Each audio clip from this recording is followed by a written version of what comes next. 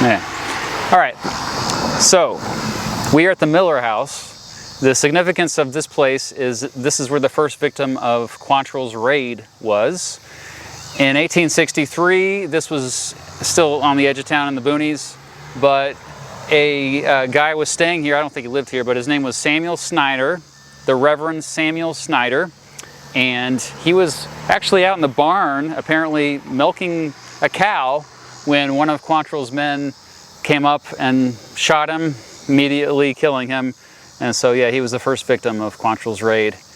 Today, this is actually on the historic register of places. It's a house. In fact, we're going to knock on the door and meet the people that live in this house, the Miller house. Let's go knock on the door.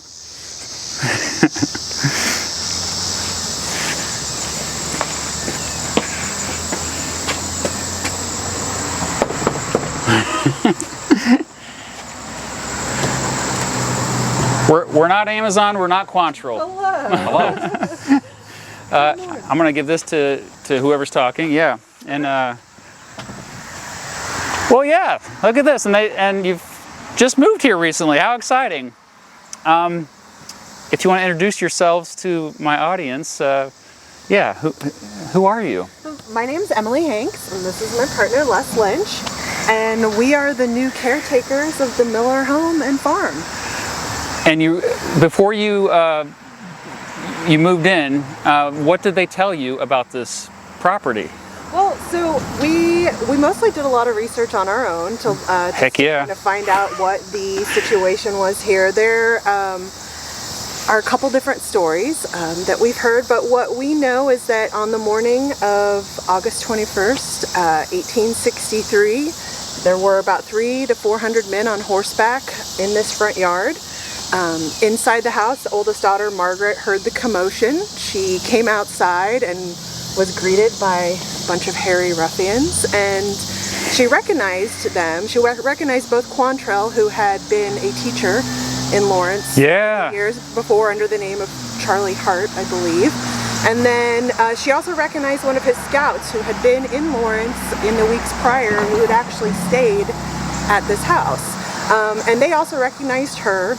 And she recounted this in a written letter that's in the Spencer library a while ago. And so they told her to go back inside and shut the door and not come out. And then they proceeded to go about a quarter mile up the road to Reverend Snyder's house, who was outside milking his cows. And they brutally murdered him, and he was the first casualty of Quantrill's raid. I didn't realize that his house was that far away. Okay. Yeah. So correct what I said earlier. You know a lot about this. Wow, I'm learning so much. This is awesome. So, and did you know this was also a stop on the Underground Railroad? We learned that as well, yeah. I forgot to tell you that. Oh, that's okay. Yeah, so Robert Miller was a Scotch Presbyterian, and their religion did not allow for the owning of human beings. And as things heated up in the South, because they lived in South Carolina before they moved here, their church was having a hard time getting a pastor to come and preach to the congregation, and when they finally found one, the community ended up tarring and feathering him. Robert Miller was so disgusted by the act that he testified against the people in the local court, and as a result of that, he was beaten within an inch of his life, and took months to recover. And Josiah Miller, who was his oldest son, was about 12 at the time, I think, and it was a pretty impactful experience for him. He then, as he grew up, he went to school in Indiana, and then he ended up coming to Lawrence, founding the first newspaper.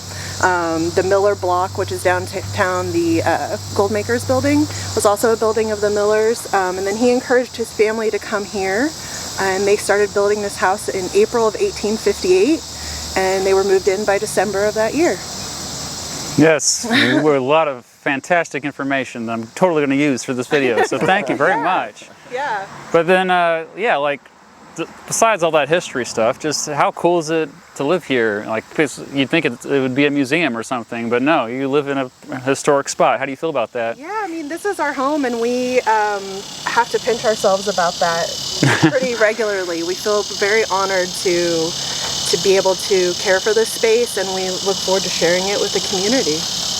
Yeah, and exactly, this kind of worked out. He didn't even know this is the 162nd anniversary of Quantrill's raid. Yeah, so we got up this morning and greeted the sun, and just to see, you know, how it felt and kind of see what things would have been like 162 years ago to this morning.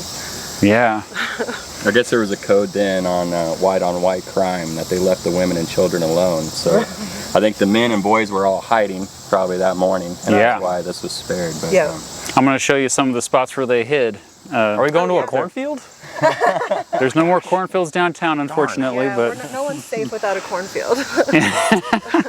All right. Well, I appreciate you taking the time. Yeah, Anything else you want to add that we haven't covered? I don't think so. Les, do you have anything you want to add? I mean, I know it's a big mystery why they spared this farm, and I know that it was documented that Quantrill along his raid was specifically telling people, no, don't kill this person, and they believe that that was related to people who had shown him kindness when he was incognito.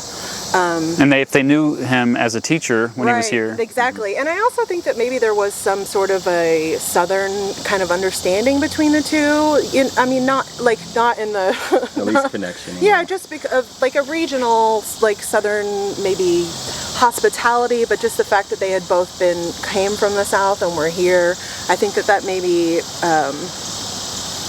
played into Quantrill's forgiveness, I guess. Okay. Yeah. Yeah.